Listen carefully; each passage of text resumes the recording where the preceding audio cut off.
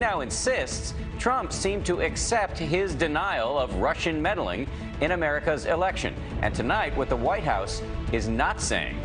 American tourist killed, the young college graduate vacationing on a Greek island, beaten to death in a bar brawl. Scorched, the roasting temperatures fueling more than 40 large wildfires across the American West tonight.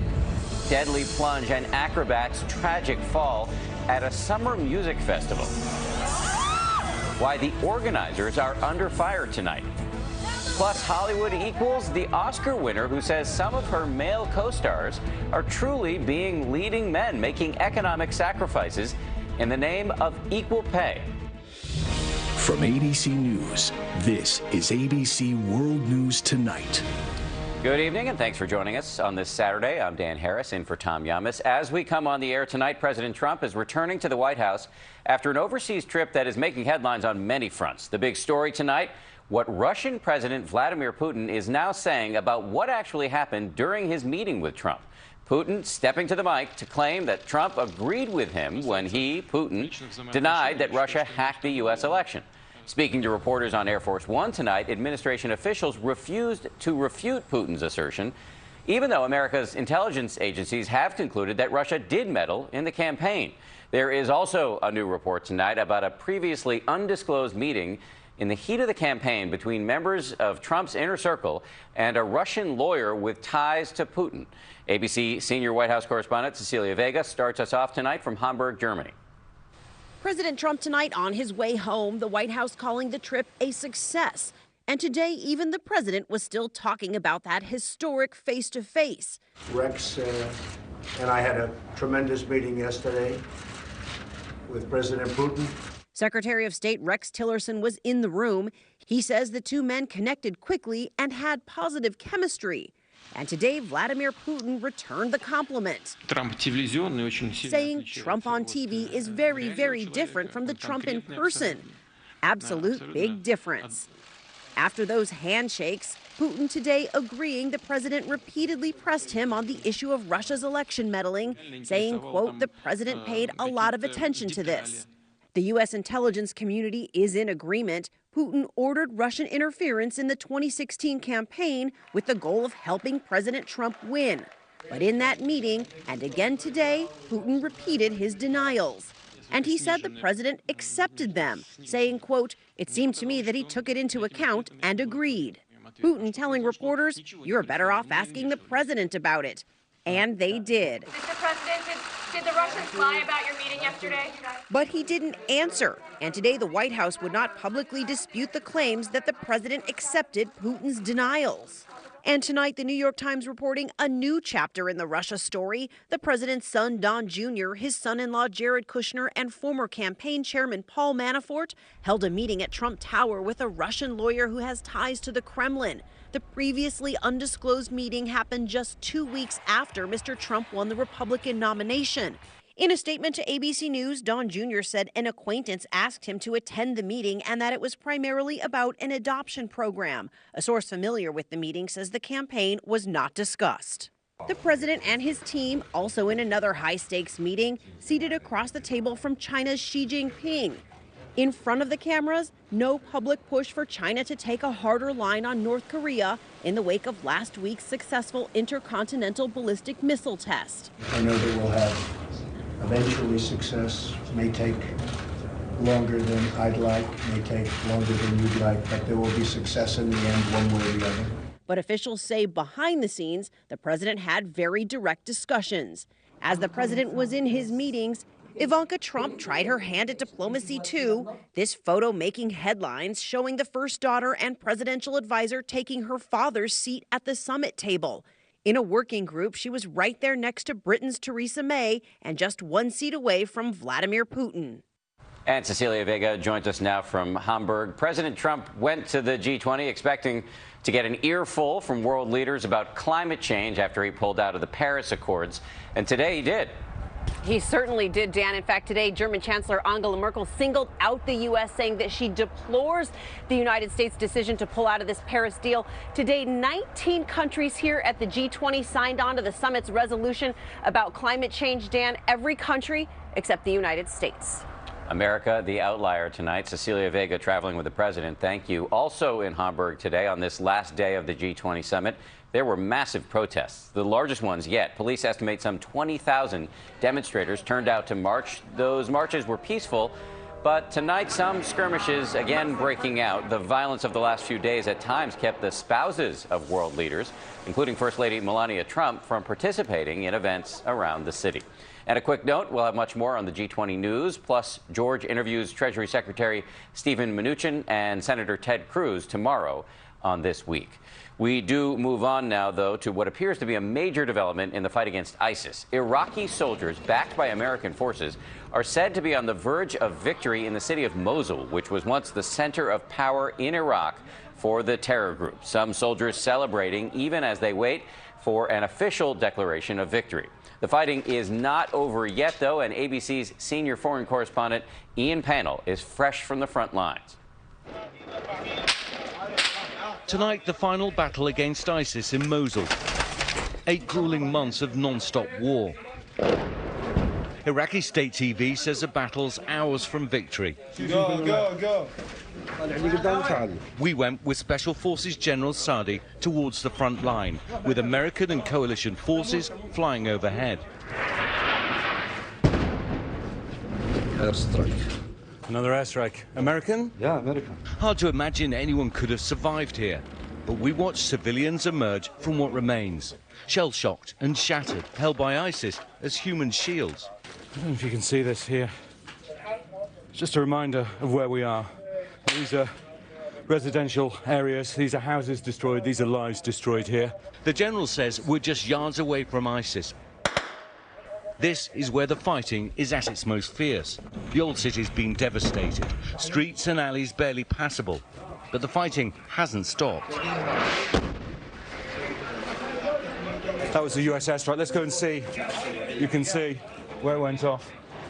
The old city's littered with bodies of the militants. Perhaps 100 or so still hold out. But there's now only one outcome here, and victory feels close at hand. Dan, this will weaken the group, but we shouldn't mistake that for an end to the war against ISIS. There's also a risk that many of those foreign fighters who came over here will now go back to their home country, carrying out further attacks. Dan. Crucial context, incredible reporting tonight from Ian Pannell. Thank you. Next to what was supposed to be a fun vacation in the Greek islands for a young American who had just graduated from college. His family says he had a bright future ahead of him until an argument in a bar turned deadly. Here's ABC's Kenneth Moten. Tonight, this brand new college graduate ready to start his life, brutally beaten to death in Greece. I guess I'll never meet someone as inspirational and just influential as that man. 22-year-old Bakari Henderson was on vacation at Zakynthos, an island hotspot for nightlife. Police say he was inside a sports bar at 3 a.m. Friday when he got into an argument. A group of men chased him out onto the dark street and attacked him. Police now scouring surveillance video of the deadly and drunken bar brawl. So far, 8 arrested in connection with the killing. The bar's bouncer, a bartender, and 6 Serbian tourists all walked into court today hiding their faces from the cameras. He went out there to go have a good time and vacation and enjoy himself, and he deserved it. Henderson's family says he had dreams of starting his own business. Just 2 months after celebrating his graduation, they're now planning his funeral. Bakari was a really good young man and just really shocked and saddened by the tragic loss of him. We've also learned the bouncer who was arrested was banned from other bars because of violent behavior. Dan? Kenneth Moten, thank you. Here at home, triple-digit temperatures in the American West fueling more than 40 major wildfires. From California to Montana, the conditions are hot and dry, and the mercury is soaring into record territory. Here's ABC's Marcy Gonzalez. Tonight, an army of firefighters battling the blazes scorching the West. And we looked over and half the mountain's on fire. Flames inching towards homes north of Sacramento. Firefighters spraying the inferno with water. Black smoke turning the day sky into night. In Santa Barbara County, this brush fire doubling in size overnight. Plumes of smoke visible for miles as flames race across hilltops. In California alone, more than 3,000 firefighters on the front lines. in a battle on the ground and from the sky. Up against dry, hot, gusty conditions. We thought we had a pretty good line on it, but the winds picked up. Right now, more than 40 large wildfires burning across the West. These aerials show fast-moving flames raging out of control in British Columbia. Thousands there forced to evacuate. And in Arizona, this driver fleeing a thundercloud of smoke. A wildfire there destroying 3 homes. Back here in California, hundreds of people under mandatory evacuation orders, some using sprinklers to try to protect their homes as firefighters work to keep those flames from moving any closer. Dan? Marcy, thank you. For more on this, let's bring in ABC News senior meteorologist Rob Marciano. So it seems like the West is having just a brutal summer. Yeah, this is the second record-breaking heat wave the West has seen, and overnight temperatures in the morning, like in Phoenix, not getting out of the mid-90s, so it's really, really warm at night. That'll continue tonight. That big ridge, though, is shifting a little bit to the east. Still excessive heat warnings out. Tomorrow's highs will be hot, maybe a few degrees cooler in Las Vegas and Phoenix, but the core of the heat gets into Salt Lake, Denver, Dodge City, and some monsoon flow, maybe some lightning strikes tomorrow with some thunderstorms. Also some thunderstorms across the southeast tonight and across the northeast with a weak front tomorrow. The threat for severe weather will be from Minneapolis down through Cedar Rapids, damaging winds, some large hail, and certainly some lightning with these summertime thunderstorms. Rob Marciano, thank you, my friend. We'll discuss all of this tomorrow morning on GMA. Appreciate it. Now, though, to a horrific fall in front of a stunned crowd. An acrobat plunging to his death in the middle of his performance. ABC's Adrian Bankert reports. This daring performance would be his last. Tonight, an investigation into how an acrobat fell 100 feet to his death at one of Madrid's largest music festivals. You see Pedro Onyon Monroy dancing in the lightbox midair. Then the drop. In the commotion, cameras pan to first responders before the feed is cut from the big screen. Festival staff saying it was impossible to save the 42-year-old performer. But the concert didn't stop. Green Day then takes the stage, leaving some festival goers stunned. The band saying they were not told about the accident, tweeting afterward, "We just got off stage at Mad Cool Festival to some disturbing news. A very brave artist named Pedro lost his life tonight in a tragic accident." Organizers saying the show had to go on, explaining it was officially deemed unsafe to have a large mass of people moving all at once. High-flying accidents happening in the past. In 2014, 9 women with Ringling Brothers injured, some critically, hanging from their hair when a metal hook failed. At least one of the bands scheduled to perform today backed out after learning of the accident. A special tribute was held in honor of the acrobat who lost his life. Dan? Adrian, thank you. We are learning much more tonight about a dramatic prison break with a high-tech twist. How an inmate in South Carolina got out and what happened next. Here's ABC's Eva Pilgrim.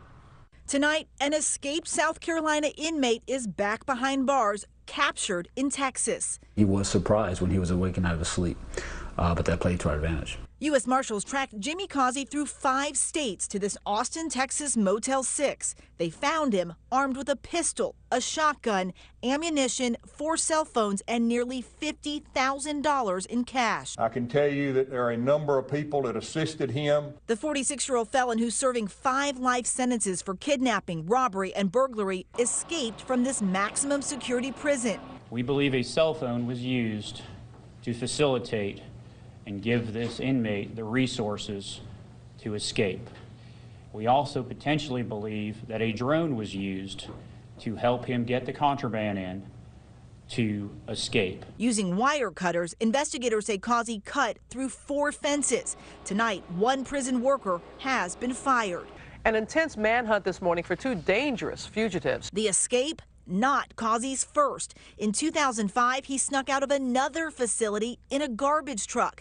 South Carolina authorities now renewing their push to block cell phone signals near state prisons, saying as long as inmates can use cell phones, these planned escapes will continue to happen. Dan? Eva, thank you. And coming up here on World News Tonight, this Saturday, the airport scare. Look at this, a tanker packed with fuel rolling backwards toward the planes. How one quick-thinking, fast-acting worker saves the day. Emma Stone on the gender gap in Hollywood, paid less than her male co-stars, the surprising way she's achieving income equality. And a very large surprise in the water, why a kite surfer says this whale seemed to go out of its way